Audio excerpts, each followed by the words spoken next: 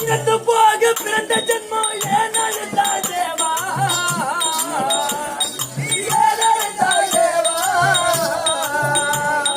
மறுபிறவி வரவிடாமல் மனங்கணிந்து பாபா எனக்கு மறுபிறவி வரவிடாமல் மனங்கணிந்து பாபா இறந்து போக பிறந்த ஜென்மம் ஏனழுத்தா தேவா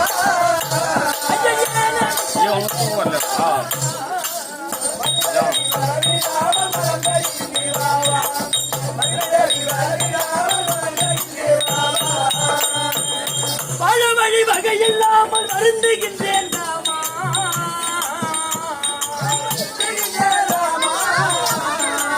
பழமொழி வகையில்லாமல் வருந்துகின்றேன் ராமா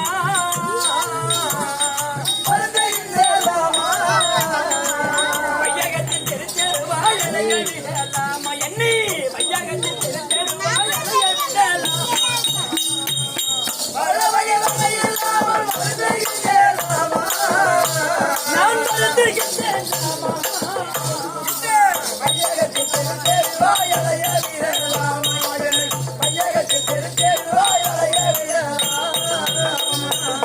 ஆயக்கலை அனைத்தளிக்கும் ஆதி வைகுந்த வாசா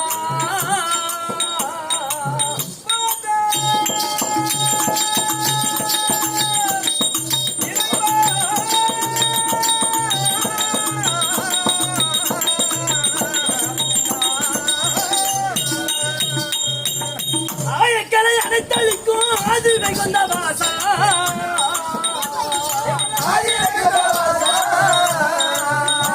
ஐயா அடியன் சேகர் தெய்வம் எதிரும் வணங்கு சீனிவாசா அடியன் சேகர் தெய்வம் எதிரும் வணங்கு சீனிவாசா ஆயக்கலை அனைத்தளிக்கும் ஆதி வைகுந்த வாசா ஐயா ஆதி வைகுந்த வாசா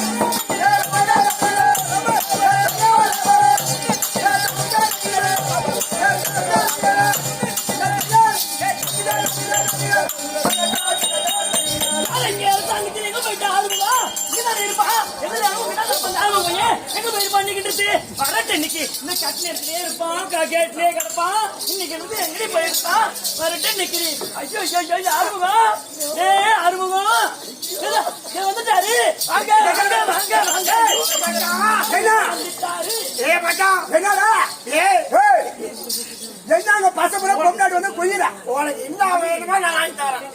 என்ன வேணாலும் வாங்கி தரேன். சப்போர்ட் பண்ணுமோ பண்றான். என்ன வாங்கி தரேன்? ஓ தங்கிஷா நினைச்சுக்கிறேன் கூட்டி வையா. நான் கூட்டி வைக்கிற மாமா வேலை செய்யணும். கூட்டத்தினா ராஸ்கல். எது வேணா வாங்கி தருவான். என்ன வாங்கி தருவான்? உனக்கு என்ன வேணும்? ஆறா நான் கூட்டி வைக்கணும். பீடி வாங்கி தருவான். பீடி வாங்கி தருவான். எங்க போங்க.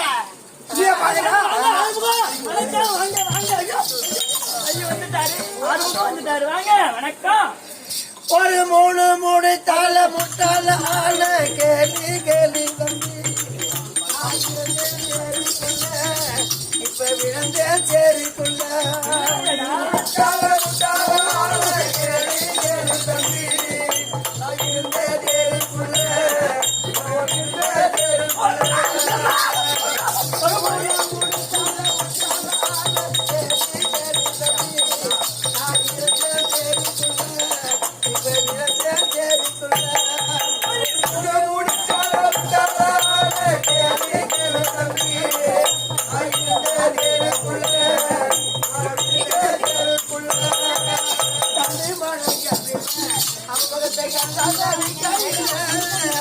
இன்னும் புரியவில்லை அவளை பார்த்தா எனக்கும் பிடிக்க இல்லை வெளியில வீட்டுக்குள்ள விட்டு விட்டேன்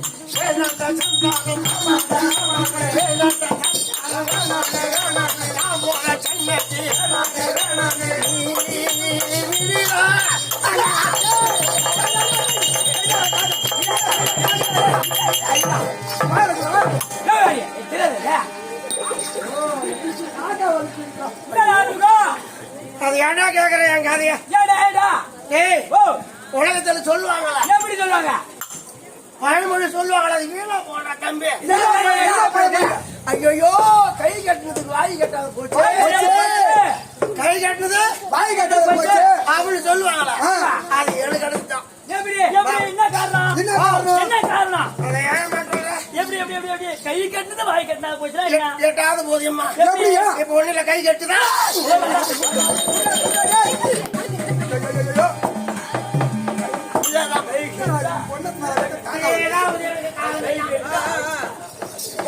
ஆமாம்மா.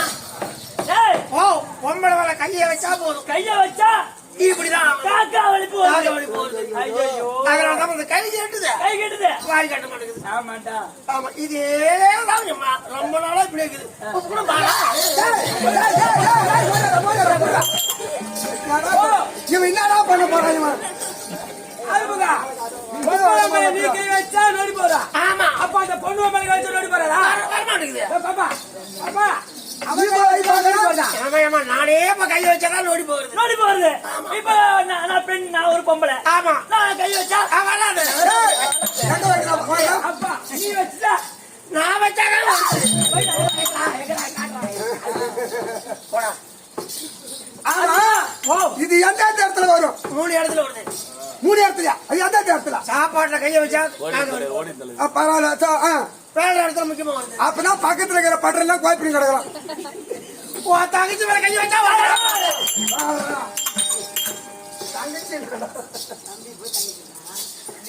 அருமுகா, என்ன சரி, ஒரு பெண்களை பார்த்து ஆசைப்படுற.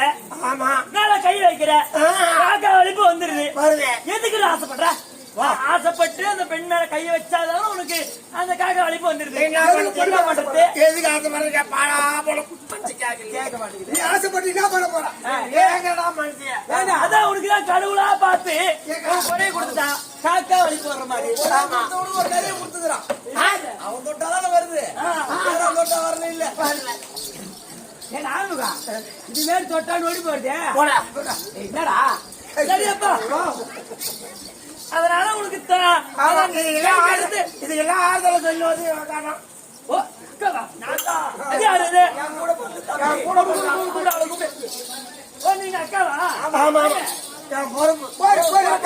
என் கூட பண்ற தம்பி. தம்பி. ஆமா. ஐயோ, பரவாயில்ல என்ன ஒண்ணு எல்லாம் பாசமா தான் இருந்து.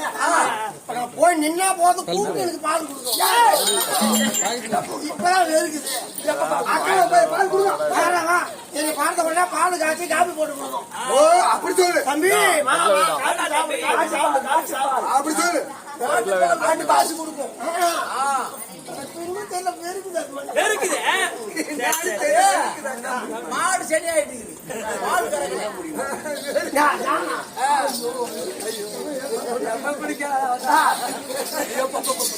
சரியப்பா. ஓ, அக்கா தம்பிக்குள்ள ஒண்ணும் அப்ப வரே வரா சண்டை சண்டை சாடி வராது. என்னைக்காதான் சண்டை அடிச்சுக்கிட்டோம், வச்சுக்கிட்டோம், பேசிக்கிட்டோம். ஆமா, என்னைக்காதான் என் அக்காவுக்கு ஏன் தண்ணி தானே அக்கா கோவம் தங்கிருந்தா தாய் வீட்டு தண்ணி வந்தாலும் உனக்கு குளிப்பாட்டுவாங்க. 3 தாள் தண்ணி வருமே.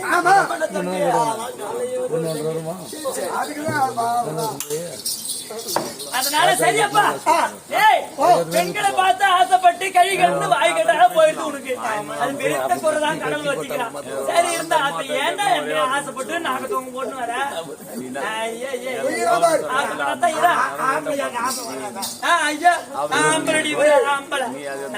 ஆம்பளைக்கு ஆசை வருது. ஆம்பளை அந்த மரியாதை கொடுத்து பேசணும் ஒரு பெண்ணுகிட்ட. நீ போட்டு வாடி போடின்னு கேட்டுக்கிட்டு கையை குழந்தை கால குழந்தை வந்தாக்கா தொட்டாக்கா மரியாதை கொடுத்தாதான் ஒரு பொம்பளை ஆம்பளைக்கு மரியாதை கொடுப்பான். காத்து வரும்போது தூத்திக்கிறான்னு சொல்றான். ஆமா, எதுக்கு நான் சொன்னேன்?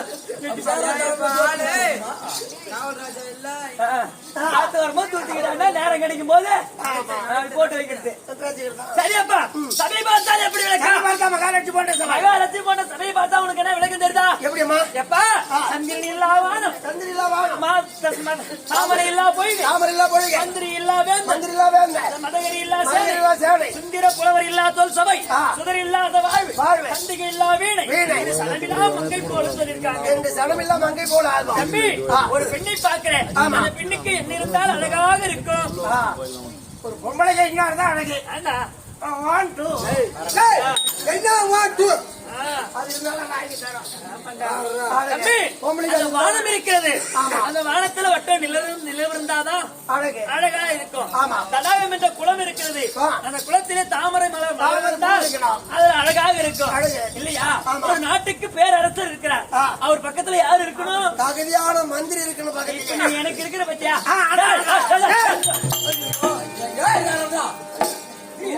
அவரை கூட்டு வாங்க என்ன மந்திரி இருக்கிறேன்னா சொன்னாங்க. மந்திரி தான், வேலைக்கார பையன் தான் நீ. அப்படியே எட்டி போடலாம் பாரு. மந்திரி பையன். ஆமா வேலைக்காரன் தான் டாடி. நீ தானே நீ? ஐயோ இவன் வேலைக்கு பாக்குறா. எப்படி தானே நீ கீழே மேலதான் பேசி தம்பி சொல்லுவாங்க நாட்டுக்கு பேரரசர் இருக்காரு. அவனை பாருங்க. நாட்டுக்கு பேரரசு மன்னர் இருக்கிறார் சொன்னா அவருக்கு 4 வகை படை இருக்க வேண்டும். ஆமாண்டா, காலாட்படை, தேர்ப்படை, குதிரைப்படை, யானைப்படை. அந்த ராஜாவுக்கு யானைப்படை இருந்தாதான் அந்த ராஜனுக்கே மதிப்பு இல்லையா? ஒரு வீடு இருக்குது, அதுல எவ்வளவோ செல்வங்கள் இருக்கா, அந்த வீட்டுல பிள்ளை செல்வம் ஒண்ணு இல்லைன்னு சொன்னா அந்த வீட்டுக்கு அழகு கிடையாது. அது அந்த தந்தி என்று சொல்றது வீணை இருக்கிறது, அதுக்கு நரம்பு இருக்குது பத்தியா? அந்த நரம்பு இல்லைன்னு சொன்னா அந்த வீணையில இசை வராது. அதே போல தம்பி சபை என்று சொன்னால் கற்றுணர்ந்த கணதனவான்கள் புலவர்கள் அமர்ந்திருக்க வேண்டும். அதே போல அமர்ந்திருக்கிறார்களே அவருடைய பாதத்திற்கும் நாடக அன்பர் அனைவருக்கும் நாடக பேராசை அவருடைய பாதத்திற்கும் நாடக அன்பர் அனைவருக்கும் தங்களுக்கு அடியேன் 1 கோடி வணக்கம்.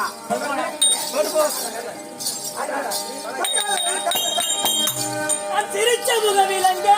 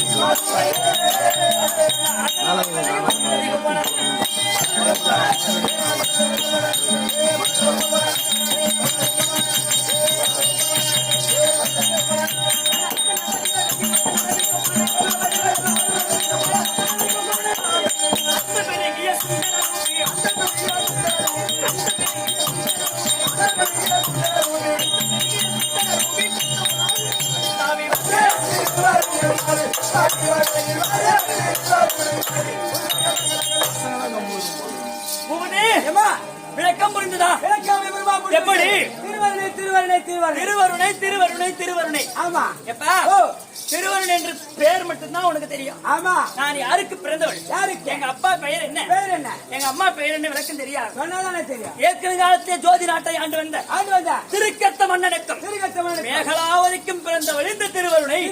அப்படி பிறந்தாலும் எங்க அப்பா நாட்டை ஆண்டு கொண்டிருந்தால் ஜோதி நாட்டை. ஆனா பக்கத்து நாட்டு அரசரா இருக்கும்படி ஆனா கேகை நாட்டை ஆண்டு வரக்கூடிய கீச்சகன் ஓடி வந்து எங்க அப்பா திருக்கத்த மன்னனை பார்த்து இந்த நாட்டை விட்டே ஓடுறான்னு சொல்லிட்டு அடியோதமா அடித்து நாட்டை விட்டே விரட்டிதான். உங்க அப்பாவா? ஆமா, நாட்டு அந்த அடி தாங்க முடியாம நாட்டை விட்டே ஓட்டாரு எங்க அப்பா. தம்பி, இந்த கீச்சகன் பார்த்தா நேராக ஓடி வந்து அரண்மனைக்கு ஓடி வந்து எங்களை 2 பேர்த்தையும் எங்க அம்மாவையும் என்னையும் பெண்கள்னு நினைக்கிறேன் சுத்தமா துணி உரி போட்டு அடிக்கிறான்டா படுபாவி.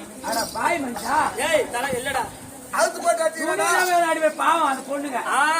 அப்படி அடித்தானே அந்த அடி தாங்க முடியாம நானு எங்க அப்பா எங்க அம்மா மூவருமாக அந்த நாட்டை விட்டே ஓடி வந்துட்டோம். எங்கதான் போனீங்க?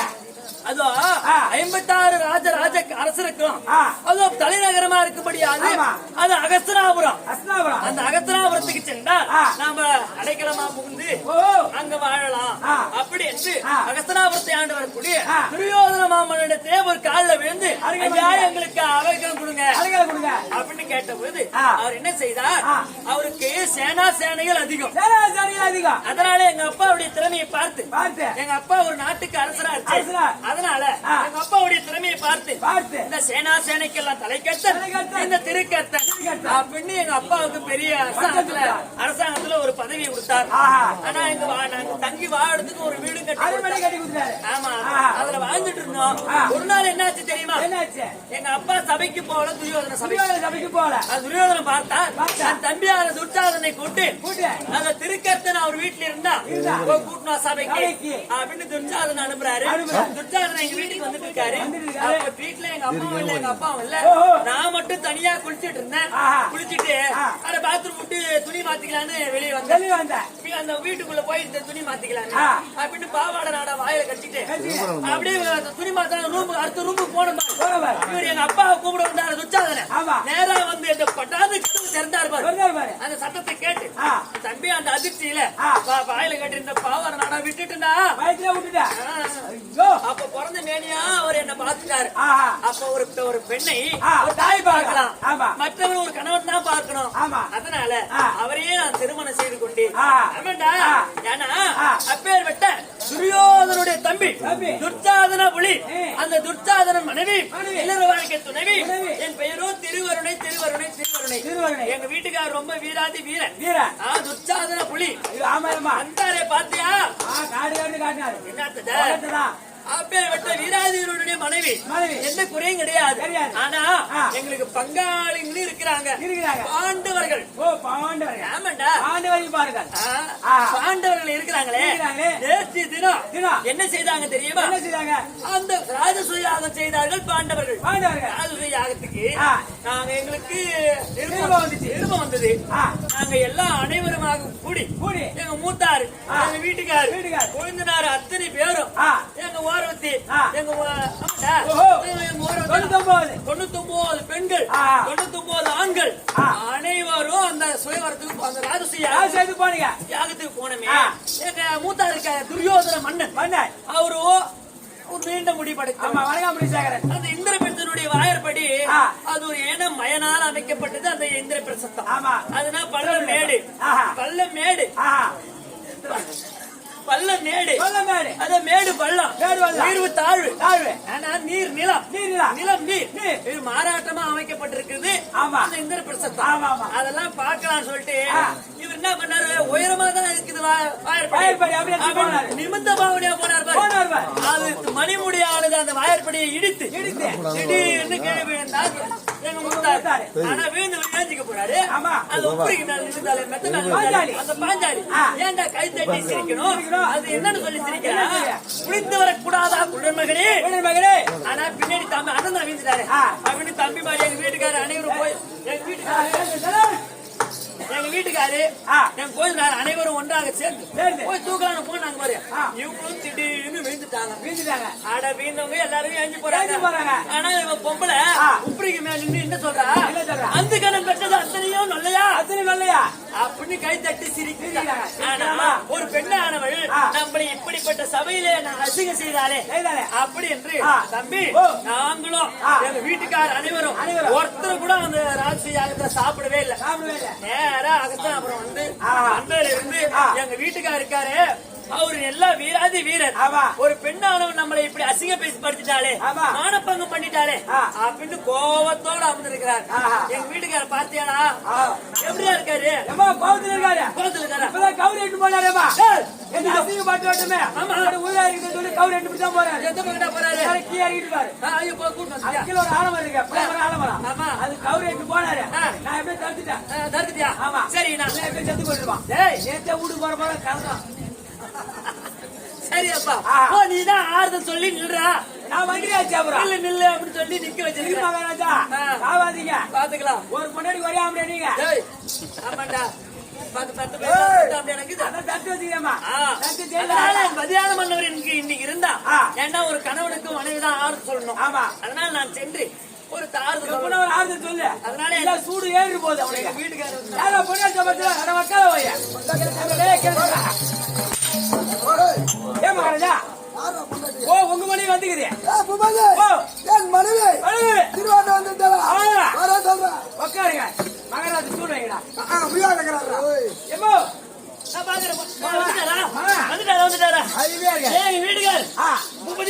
எப்படிதான் இருக்காரு?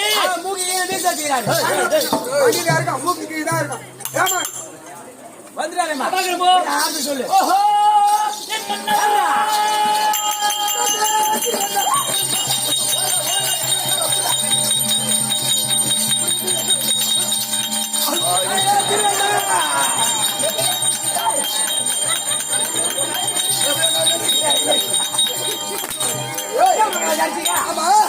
என் மனைவி நான் எப்படி வேணாலும் இருப்போம். ஆமா, நீ எங்கடா வந்து மகாராஜா? தப்பா நினைக்காது மகாராஜா. இந்த பக்க திருவண்ணாமலை திருவண்ணாமலை பஸ் ஸ்டாண்ட்ல ஒன்னா நம்ம டவுன் பஸ் வந்துச்சு. முன்னால கூட்டமாயிடுச்சு, பின்னால சீட்டு காலிச்சு நாயா இருக்கு மகாராஜா. அப்ப என் பொண்டாட்டி ஒன்னா மகாராஜா டைம் ரொம்ப புரியுது மகாராஜா. ஏன் தெரியல, ஒன்னா நம்ம டவுன் பஸ் அக்கா தனிக்கலாம் எல்லாம் சீட் போட்டு வச்சுட்டா. அதெல்லாம் பழைய பீஸ், நீ வந்து புது பீஸ். ஓஹோ மன்னவா అంతమ్మాన గుణశీలా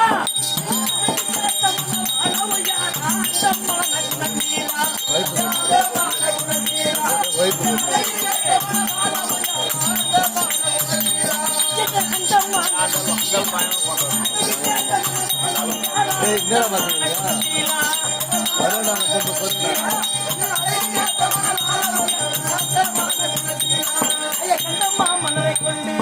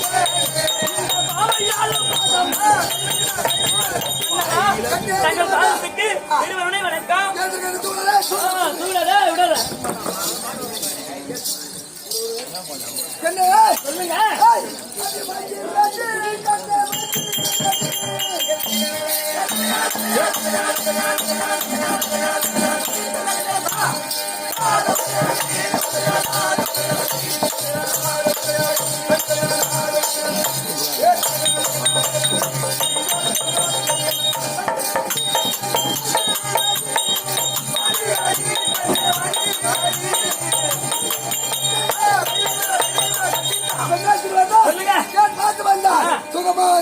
நான் உங்களை பார்த்து சுகமாயிருந்து சொல்றீங்க. உங்களை பார்த்து ஒரு வார்த்தை கேட்கலான்னு இருக்கேன். முகமது, எங்க வீட்டுக்காரை பார்த்து ஒரு வார்த்தை கேட்கலான்னு இருக்கேன். என்னன்னு கேட்கட்டும்? சாண்டை குடிச்சிருக்காளா? எங்க அது அவனை சொல்ல குத்தல. எப்படி நீ கோடு போடுற ஒன்னு ரோடு போடுறான். நான் என்னன்னு கேட்கட்டும்னா ஒரு மந்திரி கேட்கற சொல்றேன். அதுக்கு அவன் அப்படி சொல்லலாமா? அவன் தான் சரி.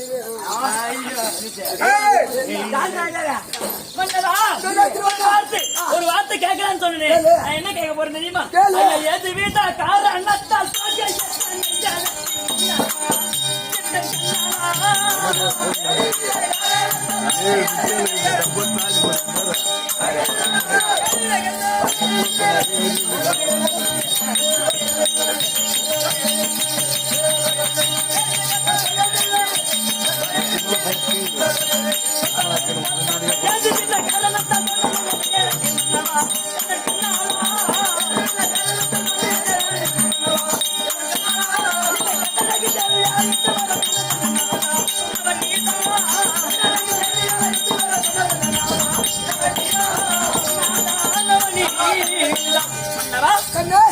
காரணம் ஒண்ணு புரியலீங்க.